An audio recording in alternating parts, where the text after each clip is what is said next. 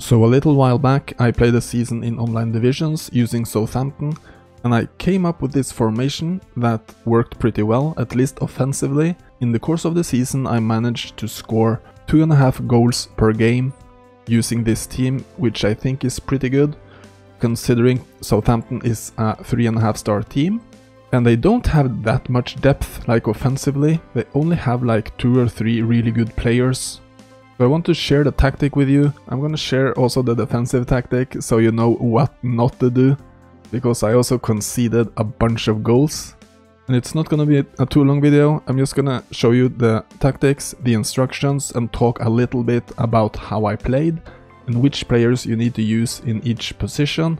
And also I'm gonna cut in like some highlights of the best goals, so you can get like a feel for how the game flows and how the attack works and how the players move. So in goal you could either start McCarthy or Foster, doesn't matter that much. In the back three you can also rotate with Stevens, who is on the bench now.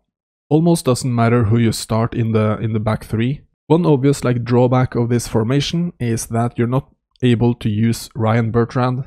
And then you have 2 defensive midfielders, 2 holding midfielders. You have Romeu and you have Diallo.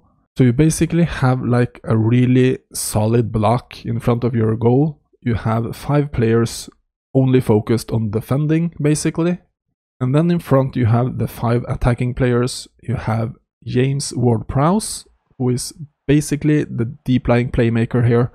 You want a lot of passing and you want a lot of the attacks to go through him because he has a really good passing foot, and you also can shoot from distance with him. And in front of Ward-Prowse, a little bit more advanced position in the midfield, you have Minamino, and Minamino also will be kind of a playmaker, but not with passing. He will be more of a playmaker with doing dribbles, and he will also be able to finish.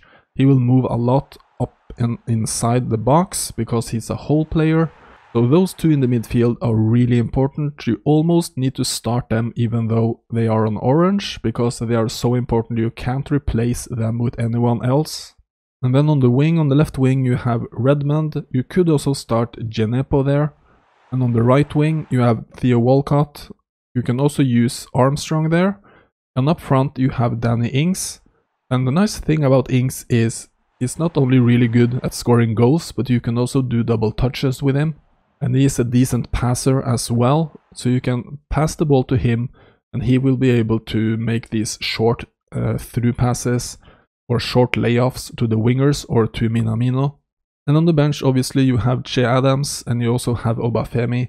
I didn't start them all that much. I tried to use Danny Ings even though he was on orange. And looking at the instructions, we are going with a counter-attack short passing strategy here, and we are attacking through the middle, trying to use Ward-Prowse and also Ings and Minamino, and we are maintaining formation, and we have a support range of 5. We want the players to spread out even though we're doing short passing. And for my defense, I guess you might as well ignore this and come up with your own. We have frontline pressure, center containment, aggressive pressure, and then a defensive line of 6 with a compactness of 4. And then for the advanced instructions, here I actually used a couple of instructions. I put anchoring on Theo Walcott because I don't want him straying inside. I want him to stay on the wing. He's supposed to be out on the wing, making himself available for counters and try to exploit the space out there. And I want him to cross the ball inside, or if he's played through, he will obviously go for the finish. And then I have defensive duties on Romeu, and then I put counter target on Redmond or whoever is playing left wing. So that's basically it. You play up the middle to one of your 3 main players. Primarily you play it to Ward-Prowse and he will distribute the ball, play guys through, or even try like the long shot. I didn't score any long shots with him, but I had a couple of really good tries. Obviously Minamino is going to be a key in this formation because his movement will basically make him a second striker here, even though he's starting in the midfield.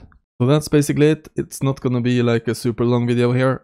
I actually uploaded the final game of this season in which I played against Manchester United. It was a must-win game and I ended up winning, I think it was 6-3 actually, to secure my spot in the division.